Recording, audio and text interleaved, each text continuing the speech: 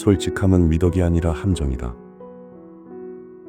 진심이 서로 통한다는 것은 거짓말이다. 사람들은 흔히 말한다. 진심은 통한다고. 하지만 그건 반은 맞고 반은 틀린 말이다. 진심은 드러나는 순간부터 판단과 해석의 대상이 된다. 표정, 말투, 심지어 침묵까지도 누군가의 판단과 해석에 따라 다르게 받아들여진다. 문제는 그 해석이 결코 의도대로 이루어지지 않는다는 점이다.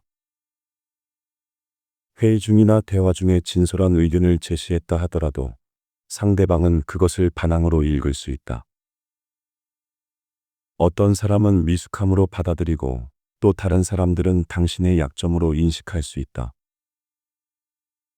당신은 그저 솔직했을 뿐인데 세상은 그 솔직함을 제각기 다르게 번역해버린다. 이것이 바로 투명성의 역설이다. 솔직한 사람은 읽기 쉬운 사람이다. 이 세상은 솔직한 사람을 좋아한다고 말하지만 정작 그 솔직함을 가장 먼저 이용한다. 17세기 스페인의 철학자인 발타자르 그라시아는 이렇게 경고했다. 속마음을 다 드러내지 마라. 반만 말하면 반만 이기고 전부 다 말하면 전부 진다. 투명한 사람은 읽기 쉬운 사람이고 읽기 쉬운 사람은 조종하기 쉬운 사람이다. 맞는 말이다. 당신의 감정이 얼굴에 그대로 드러나면 협상 테이블에서 당신은 이미 진 것과 같아진다. 너의 불안이 목소리에 배어나오면 상대방은 그것을 무능한 것으로 받아들인다. 당신의 분노가 즉각 표출되면 상대는 그 분노를 이용해 당신을 자극하고 통제한다. 솔직함은 순수한 의도로 시작되지만 현실에서는 무기력한 것으로 받아들여진다. 더 치명적인 진실이 있다. 대부분 사람들은 솔직함이라는 미명하에 자기 자신을 통제하는 것을 실패한다. 남에게 자신을 솔직한 사람이라고 스스로 말하는 순간 자기 자신의 감정 조절 능력의 부재를 미덕으로 포장하고 있는 것이다. 화가 나면 즉시 표출하고 불만이 생기면 곧바로 표현하며 판단이 서면 주저없이 드러낸다. 그리고는 이것을 진정성이라고 부른다.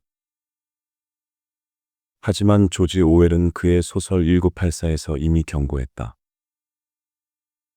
권력은 다른 사람의 고통을 가하는 능력이 아니라 인간의 정신을 완전히 꿰뚫는 능력이다. 너의 모든 감정을 읽을 수 있는 사람 앞에서 너는 이미 권력을 상실한 것이다. 솔직함은 자유가 아니라 자발적인 무장해제와 같다. 결국 솔직함이라는 것은 미덕이 아니라 전략의 결함이다. 사회는 끊임없이 진정성과 솔직함을 찬양하지만 정작 살아남는 사람은 적절한 은폐를 할 줄 아는 사람이다. 카드를 다 펼쳐놓고 게임을 하는 사람은 없다. 체스판의 그랜드마스터는 자신의 다음 수를 감춘다. 협상가는 자신의 전략을 숨기고 전략가는 자신의 약점을 위장한다. 진정한 지혜는 감정을 숨기는 데서 시작한다. 이것은 거짓말을 하라는 뜻이 아니다. 단지 모든 것을 드러낼 필요가 없다는 것이다. 자신의 내면의 여백을 만들고 해석의 여지를 남겨라. 그것이 당신을 지키는 유일한 방패다. 세상은 솔직함을 요구하지만 솔직한 사람을 먹잇감으로 삼는다. 이 모순을 이해하는 순간 당신은 비로소 현실의 게임 규칙을 읽기 시작한 것이다. 그렇다면 감정을 어떻게 다뤄야 하는가?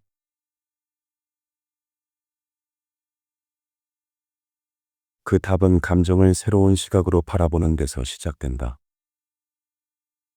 감정을 노출하는 것은 일종의 GPS 신호를 켜는 것과 같다.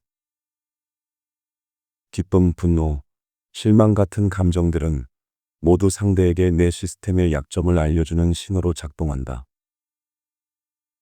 당신이 무엇에 흥분하는지 보면 당신을 조종할 미끼를 알 수 있다. 당신이 무엇에 분노하는지 보면 당신을 자극할 방법을 찾을 수 있다. 당신이 무엇에 실망하는지 보면 당신의 기대치와 한계선을 측정할 수 있다. 거래의 상대방과 마주 앉은 협상 테이블을 생각해보라. 상대가 제안을 했을 때 내 눈이 반짝인다면 그는 이미 당신의 최저가를 파악한 것이다. 면접장에서 특정 질문에 당황한 표정을 지었다면 면접관은 당신의 준비되지 않은 영역을 정확히 짚어낸 것이다. 연애에서 상대의 무심한 말 한마디에 상처받은 기색을 보인다면 그 순간부터 당신은 감정적 주도권을 잃는다. 따라서 감정을 노출시켜 상대방에게 들키는 것은 당신의 마음속 지도를 상대방에게 실시간으로 보여주는 GPS 신호나 다름없다. 르네상스 시대의 냉혹한 현실주의자인 마키아벨리는 군주론에서 이렇게 말했다. 모두가 군주의 겉모습은 보지만 내면을 파악하는 사람은 극히 드물다. 그는 권력의 핵심이 외양, 즉 겉모습의 통제에 있다는 것을 알았다. 겉모습은 의도적으로 설계할 수 있지만 감정은 설계되지 않는다. 감정은 순간적으로 분출되고 그 분출은 통제를 벗어난다. 따라서 감정을 드러내는 순간 당신은 상대의 손바닥 위에 놓인다. 상대는 당신의 겉모습이 아니라 당신의 내면을 읽게 된다. 그리고 그 내면의 정보는 언제든 당신을 상대할 때 활용될 수 있는 데이터베이스가 된다. 저 사람은 저렇게 말하면 화낸다. 저 사람은 저런 칭찬에 약하다. 저 사람은 무시당하는 것을 극도로 싫어한다. 이런 정보들이 쌓이면 당신은 더 이상 예측 불가능한 존재가 될 수 없다. 그만큼 다루기 쉬운 존재가 된다는 뜻이다. 감정을 숨긴다는 것은 거짓이 아니라 마치 정보를 통제하는 것과 같다. 군사 작전에서 작전 계획을 숨기는 것은 기만이 아니라 생존 전략이다. 기업에서 신제품 정보를 비밀로 하는 것은 부정직함이 아니라 경쟁 우위 확보다. 마찬가지로 너의 감정을 선택적으로 공개하는 것은 위선이 아니라 자기 방어의 기본이다. 심리학자인 데니얼 골먼은 감정지능, 즉 EQ를 설명하면서 자기인식과 자기조절의 중요성을 강조했다. 그는 감정을 인식하되 표출하는 방법을 선택하는 능력이야말로 성숙한 인간의 특징이라고 말했다. 감정을 느끼는 것과 감정을 드러내는 것은 별개의 행위다. 분노할 수 있지만 분노를 표출하지 않을 수 있다. 마찬가지로 기쁠 수 있지만 그 기쁨을 숨길 수 있다. 이것은 억압이 아니라 선택이다. 검은 칼집 속에 있을 때 가장 날카롭다.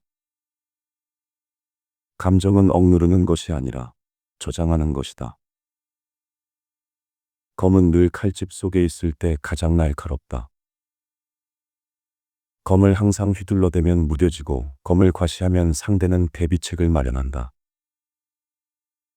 하지만 검이 칼집 속에 있을 때 상대는 그 검의 존재를 의식하면서도 그 위력을 가늠할 수 없다. 이 불확실성이야말로 가장 강력한 억제력이다. 감정도 마찬가지다. 숨겨진 감정은 방향성을 잃지 않는다. 즉각 분출된 분노는 상대를 자극하고 상황을 악화시키지만 저장된 분노는 차가운 전략으로 전환될 수 있다. 무분별하게 표출된 기쁨은 상대에게 협상력을 넘겨주지만 통제된 기쁨은 적절한 순간까지 보존되어 더 큰 영향력을 발휘한다. 감정을 숨긴다는 건 냉정해지는 게 아니라 스스로를 지휘하는 일이다. 세상은 감정적인 사람을 미성숙하다고 판단한다. 정확히는 감정을 통제하지 못하는 사람을 미성숙하다고 본다. 진정한 성숙은 무감각이 아니라 선택적 표현에 있다. 그런데 여기서 놓치기 쉬운 함정이 하나 있다. 사람들은 부정적 감정만 조심하면 된다고 생각한다는 것이다. 긍정적 감정도 무기가 된다. 대부분의 사람들은 부정적인 감정만 문제라고 생각한다. 분노와 실망, 경멸과 같은 부정적인 감정들은 상대방과의 관계를 해치니까 숨겨야 한다고 배웠다. 하지만 좋아한다는 긍정적인 감정도 위험할 수 있다다. 경우에 따라서는 더 위험할 수 있다. 일반적으로 긍정적 감정에 대해서는 경계를 풀기 때문이다. 칭찬은 평가의 다른 이름이다. 당신은 참 괜찮은 사람이다라고 말하는 것은 호의처럼 들리지만 때로는 반감을 불러일으킬 수도 있다. 특히 상대가 당신과 대등하거나 당신보다 우위에 있다고 느낄 때 이 불편함은 더욱 커진다. 신입사원이 부장에게 부장님은 정말 훌륭한 리더라고 말하는 것은 그나마 괜찮은 편에 속한다. 하지만 부장이 신입에게 자네 참 성실하더군 이라고 말하는 것은 일종의 온정과 가깝다. 그러나 반대로 신입사원이 부장에게 부장님은 일 처리를 참 깔끔하게 잘하시네요 라고 말하는 순간 미묘한 긴장이 생긴다. 왜냐하면 판단은 언제나 수직적이기 때문이다. 칭찬이든 비판이든 둘 다 관계를 위로부터 내려다보는 행위다. 당신은 이러이러하다. 고 규정하는 순간 당신이 그를 분석하고 평가할 수 있는 위치에 있다고 선언하는 셈이다. 상대가 그 위치를 인정하면 문제없다. 하지만 상대가 그 위치를 인정하지 않으면 그때부터 당신의 호의는 월권이 된다. 진정한 존중은 판단을 유보하는 태도에서 나온다.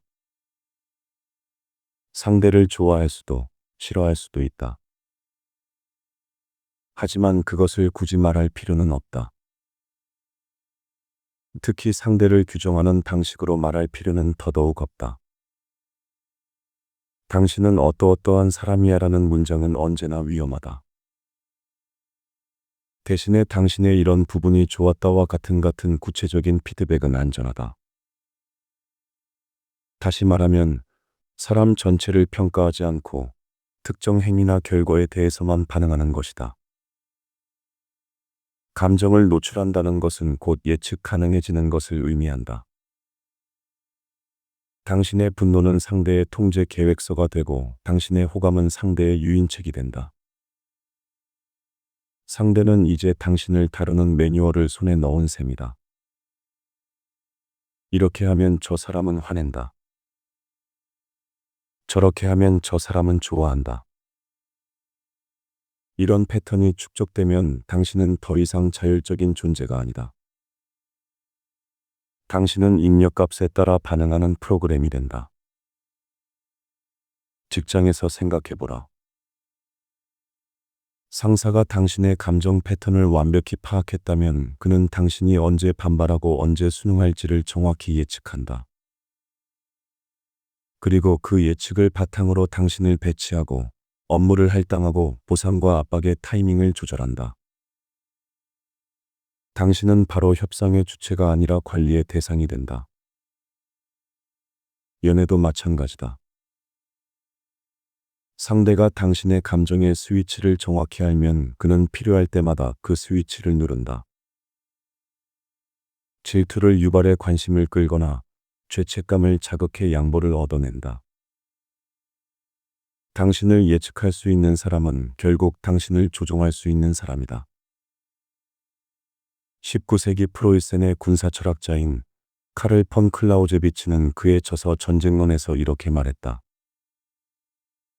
전쟁의 본질은 불확실성이다. 모든 결정은 불완전한 정보 속에서 이루어진다. 그는 전쟁에서 승리하는 쪽은 더 많은 정보를 가진 쪽이 아니라 상대에게 불확실성을 유지하는 쪽이라고 보았다. 적이 나의 다음 움직임을 예측할 수 없을 때 적은 방어에 더 많은 자원을 낭비하고 공격에 주저하며 심리적으로 위축된다. 그가 말한 불확실성은 단지 군사 전략이 아니라 인간 관계의 본질에도 통한다. 협상 테이블에서, 면접장에서, 심지어 가족 간의 대화에서도 불확실성은 힘이다. 상대가 내 반응을 정확히 예측할 수 없을 때 그는 더 신중해진다. 그는 함부로 너를 대하지 못한다. 왜냐하면 내가 어떻게 나올지 모르기 때문이다. 감정의 불확실성은 가장 강력한 방어 전략이다. 감정을 감추는 건 상대를 속이기 위한 기만이 아니라 불확실성을 유지하기 위한 방어 행위다. 당신이 화가 났는지 아닌지 모호할 때 상대방은 함부로 선을 넘지 못한다. 당신이 좋아하는지 아닌지 불분명할 때 상대방은 당신을 당연하게 여기지 못한다. 당신이 상처받았는지 아닌지 확실하지 않을 때 상대는 자신의 말과 행동을 더 신중히 선택한다. 이것은 냉혹함이 아니라 자기 보호의 기본이다. 생물학적으로 보면 포식자에게 자신의 약점을 드러내는 동물은 살아남지 못한다. 사회적으로 보면 자신의 한계와 욕망을 투명하게 드러내는 사람은 착취당한다.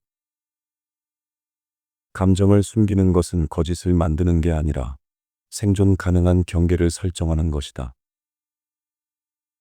예측 불가능한 사람은 경계의 대상이 아니라 존중의 대상이다. 사람들은 종종 그 사람 속을 모르겠다라고 불평하지만 동시에 그 사람을 함부로 대하지 못한다. 반대로 그 사람은 뻔하다고 말하는 순간 그 사람에 대한 존중은 사라진다. 투명성은 친밀감을 주지만 동시에 권위를 빼앗는다. 사람들은 솔직한 사람을 좋아하지만 진짜로 신뢰하는 사람은 통제된 사람이다. 감정을 적절히 관리하며 상황에 따라 다르게 반응하고 쉽게 읽히지 않는 사람. 그런 사람이야말로 중요한 자리에 앉고 핵심 협상을 맡으며 위기 상황에서 호출된다. 왜냐하면 그는 예측 불가능함으로써 신뢰를 얻었기 때문이다. 그를 상대하는 사람들은 안다. 이 사람은 함부로 다룰 수 없는 사람이라는 것을. 그렇다면 이제 실천에 문제가 남는다. 어떻게 이 원리를 실제 삶에 적용할 것인가? 자기 스스로를 잘 이해할 수 있다는 생각은 환상에 지나지 않는다. 17세기의 수학자이자 철학자였던 블레즈 파스칼은 그의 저서인 팡세에서 이렇게 말했다. 인간은 자신을 이해하지 못한다. 인간의 마음은 그 자신에게도 미스터리다. 이런 그의 말은 단순한 철학적 수사가 아니다. 이는 인간 내면의 불가해함을 인정하지 않는 순간 우리가 얼마나 오만해지는지를 보여주는 경고다. 우리는 타인의 마음뿐 아니라 자신의 감정조차 완벽히 알지 못한다. 어제 분노했던 일이 오늘은 사소하게 느껴진다. 확신했던 호감이 며칠 뒤 의심으로 바뀐다. 명확하다고 믿었던 신념이 어느 순간 흔들린다. 우리는 끊임없이 변하고 우리의 감정은 시시각각 재구성된다. 그런데도 우리는 어느 한순간에 감정을 진실이라고 착각하고 그것을 밖으로 쏟아낸다. 감정을 숨기는 일은 거짓이 아니라 겸손이다. 자신의 감정조차 다 알 수 없기에 함부로 밖으로 흘리지 않는 것이다. 이것은 불확실성에 대한 지적 정직함이다. 나는 지금 이렇게 느끼지만 이것이 궁극적 진실인지는 모른다. 이 태도야말로 성숙한 인간의 자세다. 감정을 보류하는 것은 거짓이 아니라 진실에 대한 존중이다. 나는 아직 모른다. 내가 정말 무엇을 느끼는지, 이것이 일시적인 반응인지 지속적인 신념인지를. 이 불확실성을 인정하고 그 불확실성 속에서 침묵을 지키는 것. 이것이야말로 진정한 정직함이다. 판단과 감정을 숨긴다는 건 단순한 침묵이 아니다. 그건 전략적 중립을 지키는 자기 통제의 훈련이다. 외교에서 중립국이 강한 이유는 어느 편도 들지 않기 때문이다. 전쟁이 끝난 뒤에도 중립국은 모두와 관계를 유지한다. 인간관계에서도 마찬가지다. 당신이 성급히 편을 들지 않고 즉각적으로 판단을 내리지 않으며 감정을 쉽게 노출하지 않을 때 당신은 모든 관계에서 기동성을 유지한다. 당신의 감정이 불확실할수록 당신의 존재는 강해진다. 이것은 역설적으로 들리지만 사실이다. 사람들은 읽을 수 없는 사람을 함부로 대하지 못한다. 상대가 당신을 읽을 수 없을 때 당신은 관계의 중심을 차지한다. 모든 시선이 너에게 향한다. 왜냐하면 사람들은 본능적으로 불확실성에 주목하기 때문이다. 예측 가능한 사람은 배경이 되지만 예측 불가능한 사람은 중심이 된다. 구체적으로 이렇게 하자. 오늘부터 일주일간 당신 느끼는 강한 감정, 즉 분노와 실망, 열정과 호감 등을 종이에 쓰되 누구에게도 말하지 마라. 그저 기록하고 관찰하라. 일주일 뒤 그 기록을 다시 읽어보라. 놀랍게도 절반 이상의 감정은 이미 변했거나 사라졌을 것이다. 이것이 감정의 본질이다. 일시적이고 가변적이며 불확실하다. 그런 것을 진실이라고 즉각 표출했다면 당신은 거짓을 진실로 착각하며 살아온 것이다. 감정을 숨긴다는 건 냉혹함이 아니라 자유다. 고요한 호수처럼 모든 것을 비추되 아무것도 반사하지 않는 강인함으로 살아가라. 호수는 하늘을 담지만 하늘이 되지 않는다. 나무를 비추지만 나무가 되지 않는다. 세상을 느끼되 세상에 휘둘리지 않고 타인을 이해하되 타인에게 정의되지 않으며 감정을 경험하되 감정에 지배되지 않는 것. 그 침묵 속에서만 당신은 진짜 주도권을 얻는다. 말하지 않는 자가 가장 많이 말한다. 드러내지 않는 자가 가장 깊이 각인된다. 판단하지 않는 자가 가장 존중받는다. 이 역설을 이해하는 순간 당신은 더 이상 감정의 노예가 아니라 감정의 주인이 된다. 그리고 그 주인됨 속에서 비로소 진정한 자유를 맛본다.